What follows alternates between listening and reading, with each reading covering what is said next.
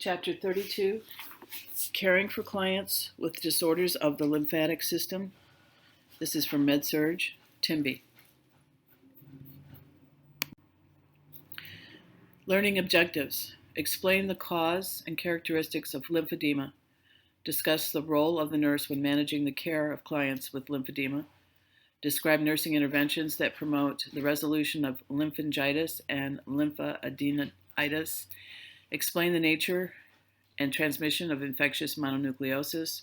List suggestions the nurse can offer to individuals who acquire infectious mononucleosis. Define the term lymphoma and name two types. Name the type of malignant cell diagnostic of Hodgkin's disease. List 3 forms of treatment used to cure or promote remission of lymphomas. Name at least 4 problems that nurses address when caring for clients with Hodgkin's disease and non-Hodgkin's lymphoma. As described in Chapter 30, the lymphatic system is a network of vessels known as lymphatics that transport lymph, the watery fluid derived from plasma that exits the walls of capillaries and enters interstitial spaces. The lymphatic vessels carry the lymph to and through lymph nodes, clusters of bean-sized structures located primarily in the neck, axilla, chest, abdomen, pelvis, and groin. The lymph nodes contain lymphocytes and macrophages, specialized immune defensive cells that trap, destroy, and remove infectious microorganisms, cellular debris, and cancer cells. The tonsils, thymus gland, and spleen are accessory lymphatic structures. Most lymphatic fluid circulates with the help of skeletal muscle contraction and is returned to venous circulation through one of 2 ducts. The thoracic duct, located in the posterior abdominal cavity, collects lymph from all body areas except that which circulates above the right diaphragm and deposits the fluid into the left subclavian vein. The right lymphatic duct returns lymph from the right side of the head, neck, chest, and right arm and empties it into the right subclavian vein. Occlusive, inflammatory, infectious, and malignant disorders of the lymphatic system result in fluid distribution problems, tender and painful lymph node enlargement, compromised immune functions, or a combination of these.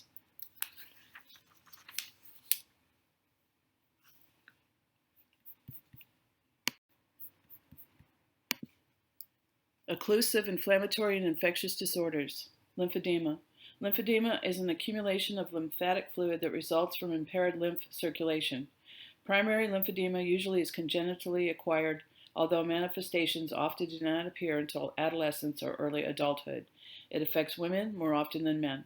Secondary lymphedema develops as a complication of other disorders such as repeated bouts of phlebitis and streptococcal infection, burns, insect bites, and parasitic infections in tropical and subtropical countries, or 2 as a consequence of treatment, such as the removal of multiple lymph nodes at the time of mastectomy, or radiation for cancer.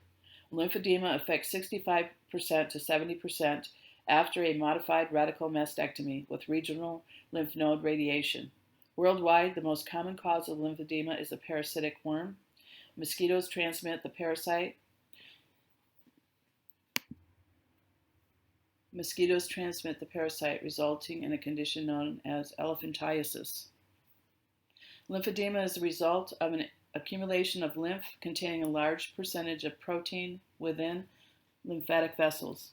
When the volume of the lymph exceeds the capacity of the vessels, the lymph enters the interstitial spaces within soft tissues. The trapped fluid attracts fibroblasts and collagen, eventually causing a non-pitting edema in the late stage that appears different from other types of edema. When massive, the resulting edema leads to chronic deformities in locations such as the arms, legs, and genitalia, with subsequent poor nutrition to tissues. Assessment. The skin in the affected area swells, especially in a dependent position. The severity of lymphedema is identified according to a grading system. Box 32-1 on page 539. Classification of lymphedema. Grade 1 is mild. Circumference of the affected limb is 2 centimeters, but not more than 4 centimeters larger than the unaffected limb. Client is asymptomatic. Grade 2 is moderate. Circumference of the affected limb is 4 centimeters, but not more than 8 centimeters larger than the unaffected limb. Client experiences symptoms such as heaviness in the limb, pain, and limited movement. Grade 3 is severe. Circumference of the affected limb is 8 centimeters greater than the unaffected limb, involves the entire limb, or is accompanied by infection or cellulitis, which is inflammation of connective tissue in or close to the skin. Pitting is evident in the early stages, but the tissue remains soft. The skin eventually becomes firm, tight, and shiny. Eventually, elevation does not diminish the swelling. The skin also appears thickened, rough, and discolored. It is described as browny, B-R-A-W-N-Y, which is orange. Weeping or oozing of fluid from the skin may occur. Because tissue nutrition is impaired from the stagnation of lymphatic fluid, ulcers and infection can develop in the edematous area. The area can appear red and feel warm and painful. Lymph angiography, a special examination in which an intravenous IV dye and radiography are used to detect lymph node involvement, reveals the degree and extent of blockage in the lymph system. Medical and surgical management. Treatment usually is symptomatic. In the early stages, the client elevates the affected part to promote lymphatic drainage and wears an elastic compression garment such as a stocking or sleeve. See figure 32.3 on page 539. A compression garment, which consists of multiple layers of elastic material with proximal to distal compression gradation, increases local tissue pressure, decreases stretching of the skin, assists muscles to propel lymphatic drainage, and prevents tissue refilling with an excess volume of lymph. Figure 32.4 on page 540. The Flexitouch is an example of a pneumatic device that stimulates manual lymphatic drainage. This device is different than a traditional compression pump. It is a pneumatic device that has a light and variable pressure and works in 2 phases by treating the trunk first and then the affected extremity based on the principles of manual lymphatic drainage. This picture is on page 540. Many clients are referred for complex decongestive physiotherapy, which includes 1. Distal to proximal massage of edematous areas to facilitate lymphatic drainage into collateral vessels. 2. Application of compression dressings to relieve edema by reducing the excess volume of fluid in the interstitial space. And 3. Active exercise to promote lymphatic circulation and maintain functional use of the limb. 4. Care and maintenance of skin and nails that are vulnerable to secondary complications. A mechanical pulsating compression device or pneumatic device, seen in figure 32.4 on page 540, is applied to the arm and trunk. The alternating filling and emptying milks the lymph towards the duct, leading to venous drainage. Sometimes a microlymphatic surgical procedure in which veins and lymphatics are anastomosed, joined, may be performed to relieve the obstruction of lymphatics.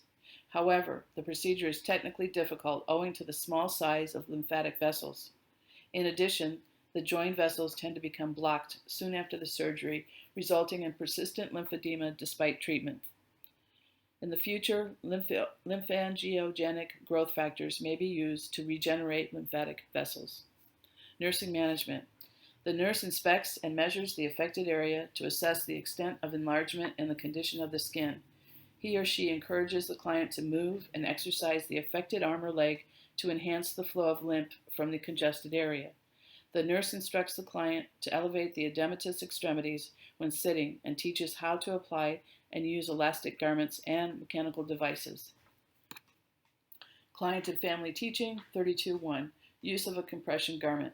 When teaching the client about using a compression garment, the nurse instructs the client to purchase 2 compression garments so that one can be worn while the other is washed.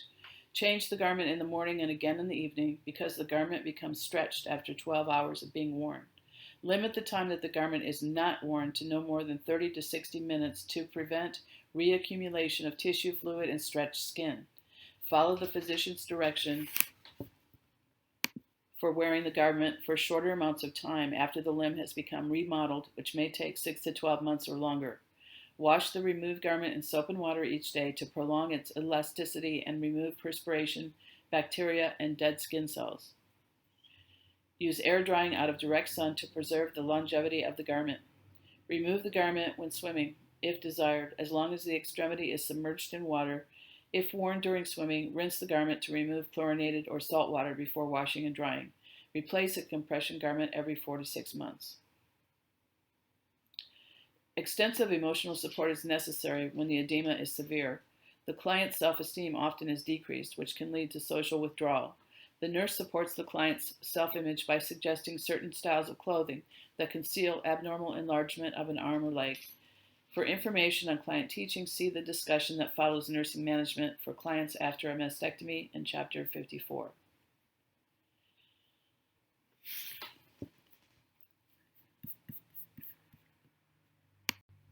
Question: a woman undergoing a modified radical mastectomy is at risk for ineffective tissue perfusion and lymphedema. A nursing intervention to prevent compromised flow of lymphatic fluid to the upper extremities includes A. Assisting the client during periods of ambulation, B. Supporting and elevating the arm on the site of the mastectomy, C. Administering IM injections in the arm on the site of the mastectomy, and D. Applying an elastic roller bandage to the affected arm for 24 to 48 hours.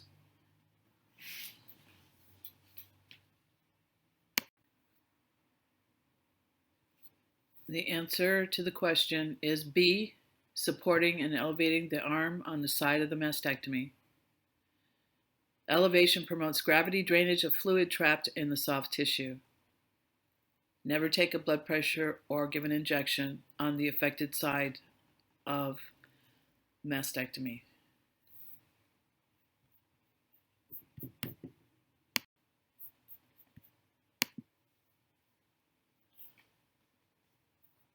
Lymphangitis and lymphadenitis. Pathophysiology and Etiology. An infectious agent, commonly a streptococcal microorganism, usually causes both lymphangitis and lymphadenitis. The lymph nodes and lymph vessels manifest topical signs of inflammation, including redness, swelling, discomfort, and compromised function. Lymphangitis is an inflammation of a lymphatic vessel. When such inflammation affects the lymph nodes near the lymphatics, the condition is called lymphadenitis. Assessment findings. Red streaks follow the course of the lymph channels and extend up the arm or leg. Fever may also be present. When lymphadenitis is present, the lymph nodes along the lymphatic vessels are enlarged and tender on palpation. Diagnosis is made by visual inspection and palpation. Medical management, a broad-spectrum antibiotic commonly is ordered. Nursing management. The nurse inspects the area and notes the client's response to antibiotic therapy. Assistance is given if the discomfort interferes with activities of daily living. Elevation reduces the swelling. Warmth promotes comfort and enhances circulation. The nurse notifies the physician if the affected area appears to enlarge, additional lymph nodes become involved, or body temperature remains elevated. In severe cases with persistent swelling, the nurse teaches the client how to apply an elastic sleeve or stocking.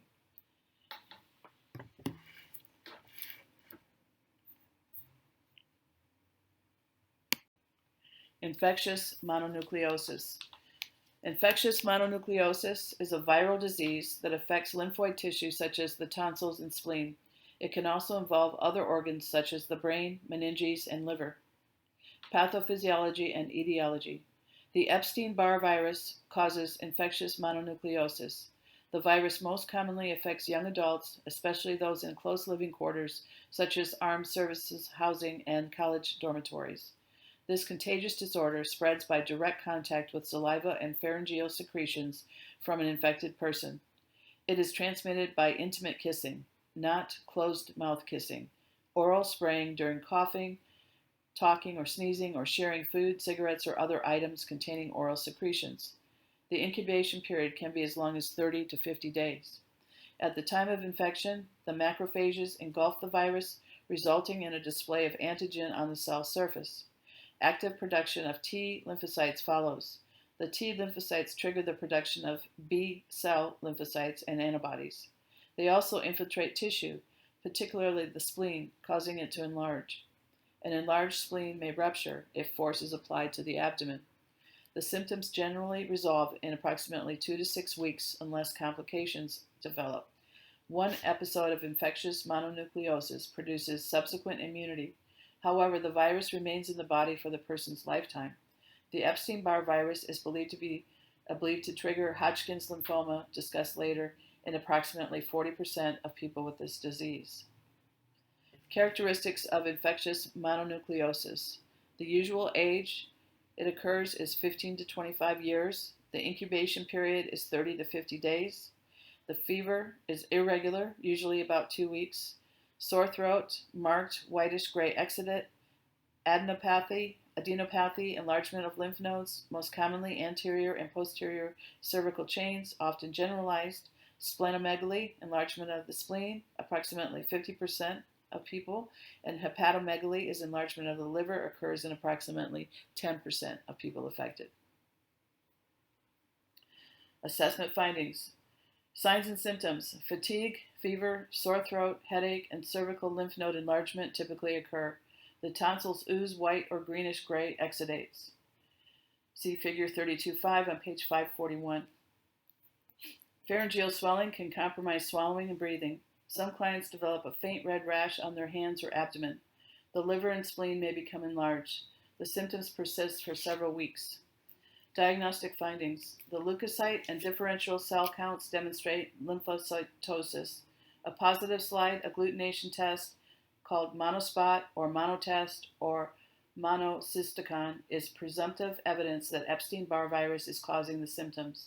A rise in the Epstein-Barr virus antibody titer and a heterophil agglutination test results of 1 to 224 or greater is conclusive for infectious mononucleosis. Medical management. The infection usually is self-limiting. Bed rest, analgesic, and antipyretic therapy, and increased fluid intake are recommended. Corticosteroid therapy is prescribed to minimize severe pharyngeal inflammation or if complications such as hepatic involvement occur. If a bacterial infection such as sinusitis or streptococcal pharyngitis accompanies mononucleosis, an antibiotic is prescribed. Nursing management. The nurse inspects the client's throat for the extent of inflammation or edema, gently palpates the lymph nodes to detect swelling, and encourages fluids. Soft, bland foods, cool liquids, and gargling with warm salt water are best for clients with inflammation of the oral and pharyngeal mucosa. The nurse advises the client to rest as much as possible. If the client expresses concern over prolonged time off work or school, the nurse listens and helps the client cope with the anxiety. Standard precautions are used when caring for a client with infectious mononucleosis because transmission requires intimate contact with saliva. Transmission as an airborne pathogen is unlikely. Although the virus remains dormant for the rest of a person's life, the possibility of infecting someone via blood transmission is low. A precautionary guideline is to withhold donating blood for at least 6 months after recovering from the illness. The transmission by blood transfusion is not considered to be a significant health hazard. A person can donate blood once the person is asymptomatic and has been released from further medical care. This is per the American Red Cross in 2016.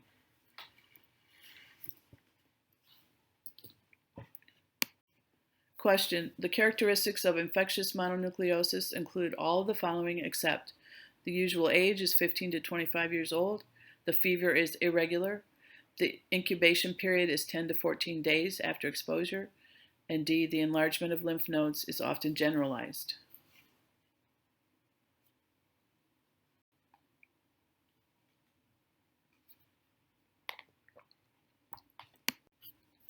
The answer should be the incubation period is 10 to 14 days after exposure. That one is incorrect. The normal incubation period of infectious mononucleosis is 30 to 50 days after exposure to the virus, and the virus remains in the body for the person's lifetime. Lymphomas. The term lymphoma applies to a group of cancers that affect the lymphatic system.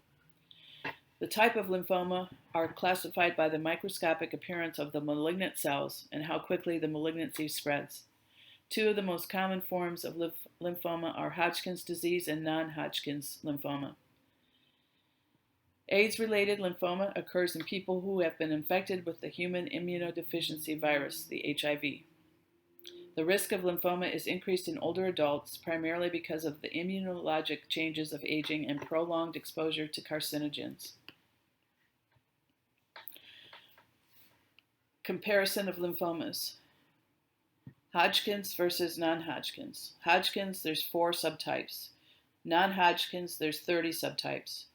Hodgkin's, 2 peaks of onset, ages 15 to 40 years and older than 55 years. Non-Hodgkin's, peaks after 50. Reed-Sternberg cells are present with Hodgkin's. No Reed-Sternberg cells are present with non-Hodgkin's. Hodgkin's, 40% of affected clients test positive for Epstein-Barr virus. Non-Hodgkin's, more common in industrial countries, common among clients with immunosuppression. B cell origin occurs with Hodgkin's. B and T cell origin occurs with non-Hodgkin's. With Hodgkin's, it usually starts in the lymph nodes above the clavicle, commonly in the neck and chest. 15% are below the diaphragm, and it spreads downward from initial site. With non-Hodgkin's, it's common in the abdomen, tonsils, and can develop in areas other than the lymph nodes, such as the brain and nasal passages. Hodgkin's is more orderly growth from one node to adjacent nodes, more curable. Non-Hodgkin's, less predictable growth, spreads to extranodal sites, and less curable. Hodgkin's disease is a malignancy that produces enlargement of lymphoid tissue, the spleen, and the liver, with invasion of other tissues such as the bone marrow and lungs. It may appear in several forms: acute, localized, or latent with relapsing pyrexia, which is elevated temperature, splenomegaly, which is enlarged spleen, and as lymphogranulomatosis, which is multiple granular tumors or growths composed of lymphoid cells. Pathophysiology and Etiology. Although the exact cause of Hodgkin's disease is unknown, it appears that a virus, particularly the Epstein-Barr virus, the etiologic agent of infectious mononucleosis, causes mutations in some, but not all lymphocytes, creating malignant cells known as Reed-Sternberg cells. Reed-Sternberg cells are nearly immortal, continue to reproduce prolifically, and perhaps because of their somewhat similar appearance to normal lymphocytes are somehow shielded from being destroyed by killer T cells. The virus also is believed to inactivate the immune system's ability to suppress tumor growth. The malignant cells release chemicals such as cytokines, causing inflammatory symptoms such as pain and fever. Some clients develop generalized itching and skin rash because of the release of histamine from an atypical allergic immune response. The disease is more common in men than women and most frequently occurs during late adolescence and young adulthood. Some clients survive 10 or more years. Others die in 4 to 5 years. A cure is possible when the disease is localized to one section of the body. Clients who receive treatment usually have remissions that last for months or even years.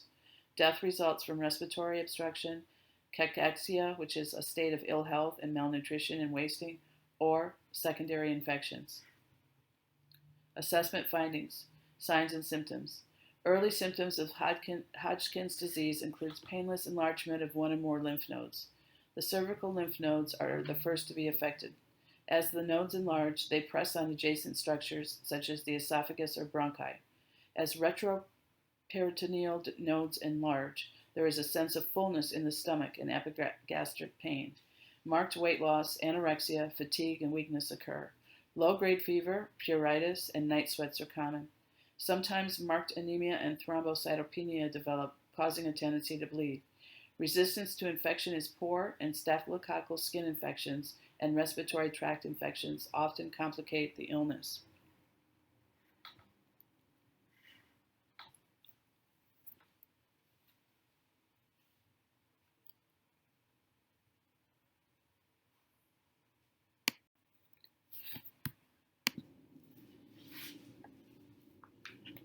The nursing process, the client with Hodgkin's disease. Assessment. Review the client's past history for infectious mononucleosis or symptoms resembling this disorder.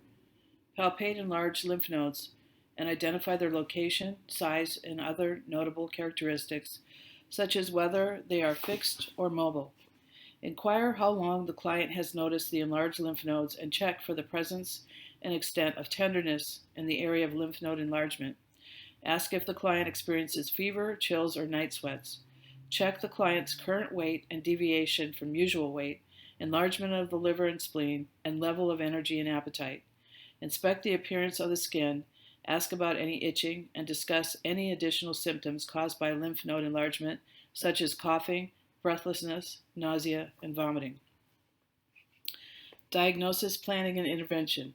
Client and Family Teaching 32.2 describes instructions for nurses to communicate to clients with Hodgkin's disease. Other nursing care includes, but it is not limited to, the following. First diagnosis, risk for ineffective airway clearance and risk for impaired gas exchange, related to compression of trachea secondary to enlarged cervical lymph nodes. Expected outcome, breathing will remain adequate to maintain blood oxygen saturation of 90% or greater. Assess respiratory status, each shift and as needed. Note quality, rate, pattern, depth, flaring of nostrils, dyspnea on exertion, evidence of splinting, use of accessory muscles, and position for breathing. Any deviation from quiet, effortless breathing indicates compromised ventilation. Keep the neck in midline and place the client in high Fowler's position if respiratory distress develops. The position avoids unnecessary pressure on the trachea and provides for increased lung expansion and improved air exchange in the high Fowler's position. Administer oxygen per physician's orders if blood saturation is consistently less than 90%. Increasing the percentage of inhaled oxygen beyond 21% in the atmosphere reduces deficits in the blood oxygen level. Place an endotracheal tube, laryngoscope, and bag valve mask at the bedside for intubation. Anticipation of the need for airway management ensures that medical intervention and emergency assistance are not delayed. Second diagnosis, risk for infection, related to immunosuppression secondary to impaired lymphocytes and drug or radiation therapy.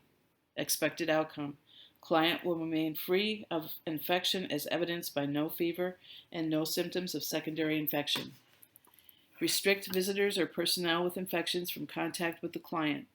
Reducing the number of organisms in the environment and restricting visitors and personnel with an infection reduce the transmissions of pathogens to the client. Practice conscientious hand hygiene and follow other principles of medical and surgical asepsis. Cleaning hands and using aseptic techniques reduce the risk of transmitting pathogens from one location to another. Institute infectious disease precautions if normal white blood cells are suppressed to dangerous limits. Protective isolation techniques provide an environmental barrier against pathogens while a client is highly susceptible to disease. Another diagnosis, risk for impaired skin integrity related to pruritus, which is severe itching, inadequate nutrition, and inactivity. Expected outcome, the client's skin will remain intact throughout care. Use mild soap for bathing, rinse well and pat dry. Mild soap prevents excessive drying of the skin. Patting instead of rubbing dry helps prevent friction, which can damage skin. Apply ice to the skin for brief periods, give cool sponge baths, or provide cotton gloves if itching is intolerable. An oral or topical antipruritic medication often is necessary. Cooling the skin reduces the sensation of itching, and cotton gloves reduce skin trauma from scratching with sharp fingernails. Antipruritic medications block the release of histamine. Trim nails short to avoid scratching when itching occurs. Trimming fingernails short prevents abrading the skin and providing an entrance for pathogens. Change bedding as soon as possible if night sweats occur. Wet bedding contributes to skin maceration. Lift rather than pull the client across sheets when changing positions. Lifting the client prevents shearing forces on the skin. Support and protect bony prominences. Areas where skin is stretched tautly over bony prominences creates ischemia as a result of compressing skin capillaries between a hard surface, mattress, and the bone. Collaborate with the physician to avoid drugs administered by the parenteral route. Any breaks in skin integrity can provide an open route for the entrance of pathogens. Another diagnosis, activity intolerance and self-care deficit, related to anemia and generalized weakness from disease. Expected outcome, client will tolerate and perform essential activities as evidenced by heart and respiratory rates within normal limits.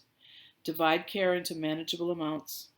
Proportioning activities reduces energy expenditures. Provide rest periods between activities. Rest gives the body time to recover before the next demand for energy. Perform priority activities first. The client completes most important or necessary activities while energy levels are highest. Assist the client with whatever activities of daily living are independently unmanageable. Assistance reduces the client's energy expenditure.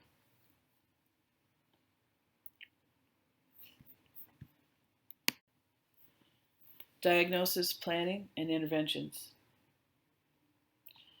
Risk for ineffective airway clearance and risk for impaired gas exchange related to compression of the trachea secondary to enlarged cervical lymph nodes. Expected outcome, breathing will remain adequate to maintain blood oxygen saturation of 90% or greater. Assess respiratory status each shift and as needed. Note quality, rate, pattern, depth, and flaring of nostrils, dyspnea on exertion, evidence of splinting, use of accessory muscles, and position for breathing. Any deviation from quiet, effortless breathing indicates compromised ventilation.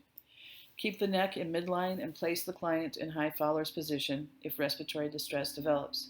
This position avoids unnecessary pressure on the trachea and provides for increased lung expansion and improved air exchange. Administer oxygen per physician's orders if blood saturation is consistently less than 90%. Increasing the percentage of inhaled oxygen beyond 21% in the atmosphere reduces deficits in the blood oxygen level. Place an endotracheal tube, laryngoscope, and bag valve mask at the bedside for intubation. Anticipation of the need for airway management ensures that medical intervention and emergency assistance are not delayed. Risk for infection related to immunosuppression secondary to impaired lymphocytes and drug or radiation therapy.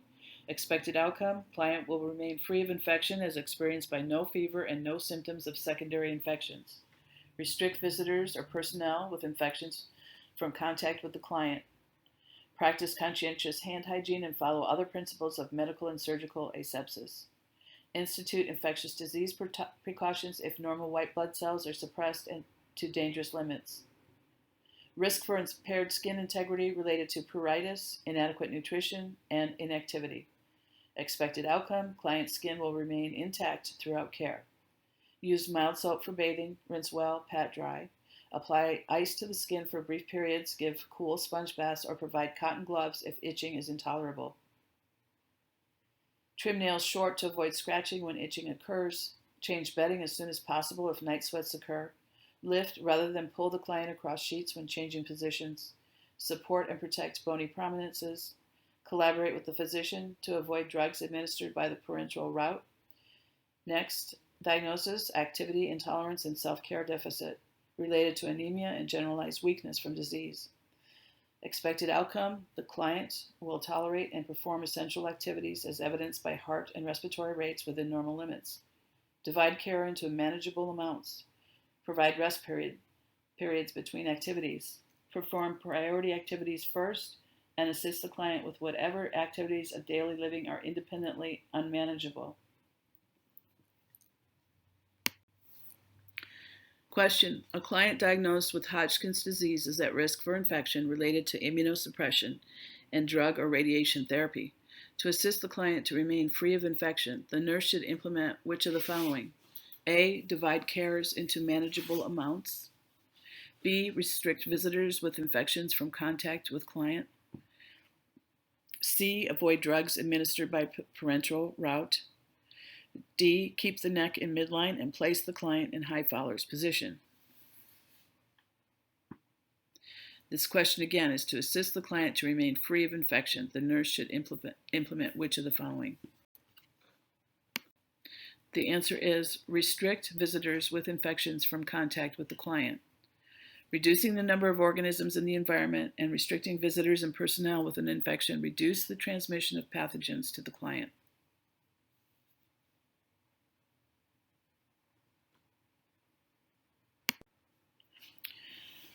Non-Hodgkin's lymphoma.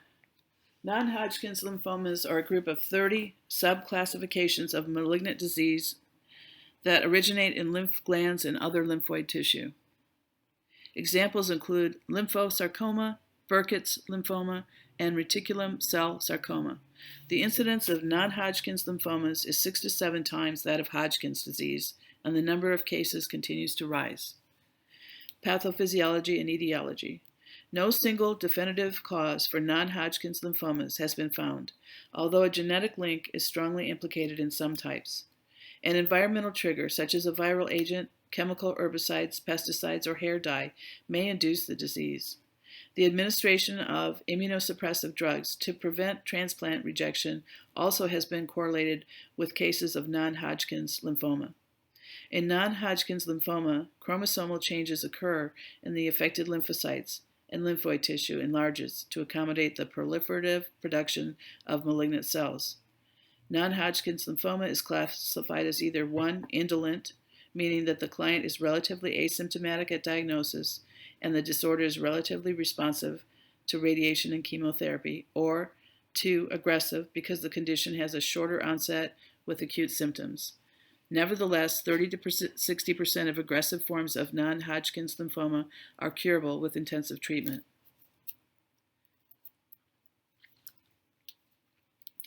Client and family teaching 32.2 Hodgkin's disease. The nurse instructs the client as follows. Keep your appointments for medical follow-up. Take prescribed medications as directed. Report side effects to the physician. Avoid crowds or people who may have infectious disease. Wash hands frequently. Avoid oral contact with germ-laden objects. Contact the physician if breathing becomes labored. Eat small amounts of food frequently or include a liquid nutritional supplement between meals and at bedtime. Reduce work schedule to avoid exhaustion, or rest frequently. Consult with an employer about sick leave considerations or a representative from the Social Security Administration about unemployment benefits and disability payments. Obtain a disability parking hanger to facilitate easy access to public buildings to lessen fatigue. Assessment findings. Symptoms of non-Hodgkin's lymphoma depend on the site of lymph node involvement.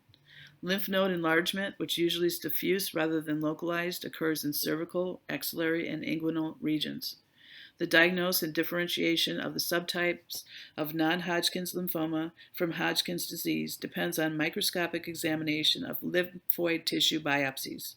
Additional tests are performed to determine the stages of the lymphoma. Medical management. Medical management. Non-Hodgkin's lymphoma is treated with radiation, chemotherapy, or both.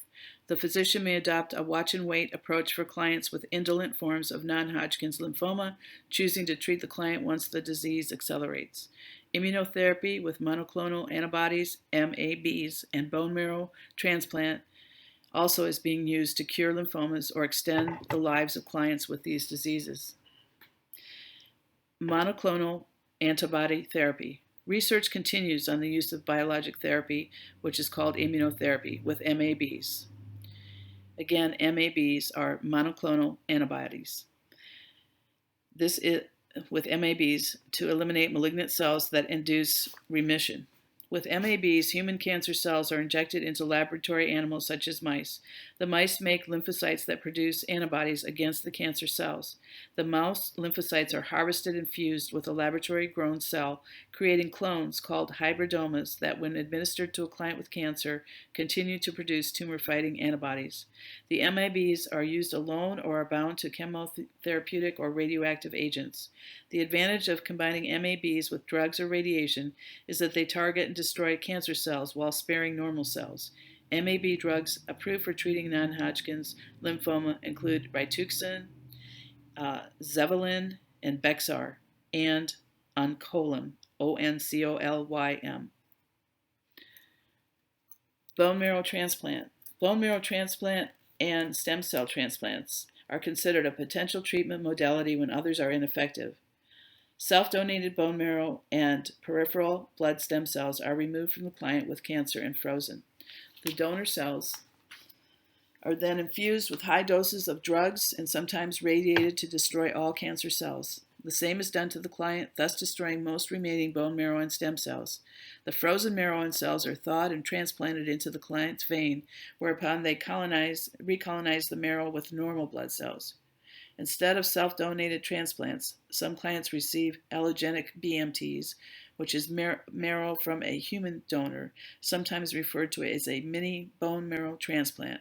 During a mini bone marrow transplant, the client is treated with moderate doses of drugs or mild total body radiation to destroy as many cancer cells as possible and suppress the immune system to reduce the potential for destroying the donor cells. Consequently, when the client undergoes a mini bone marrow transplant, the possibility for rejection still exists. The phenomenon is referred to as graft versus host disease. Despite graft versus host disease, allogenic BMTs, bone marrow transplants, have two advantages.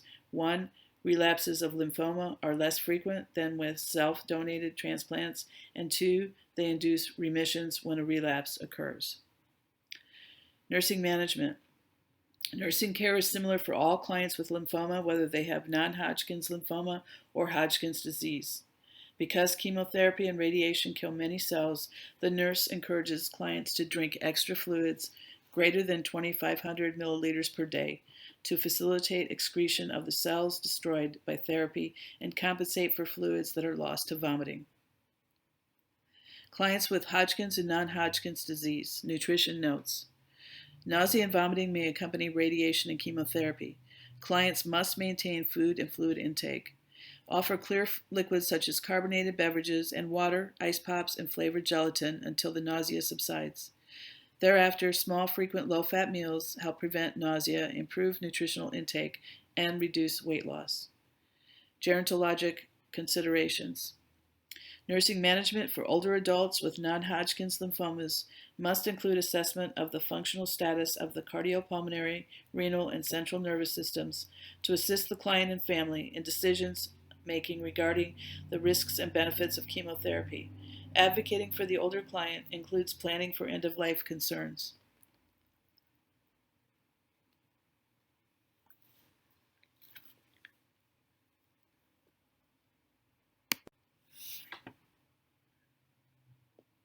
Monoclonal antibody therapy called MAB. This is a picture of a young man who's receiving treatment.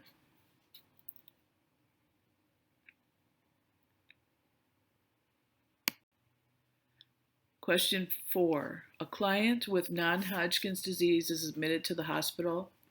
In discussing the client's care with the nursing assistant, which nursing explanation is most correct in relation to the medical management of the disease? Radiation and chemotherapy, analgesic and antipyretic therapy, corticosteroid therapy, or complex decongestive physiotherapy?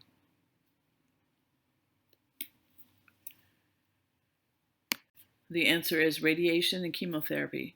The rationale: non-Hodgkin's lymphoma is treated with radiation and chemotherapy or both. Immunotherapy with monoclonal antibodies called MABs and bone marrow transplants, BMTs, are used to cure lymphomas or extend the lives of clients. This is the end of the slideshow.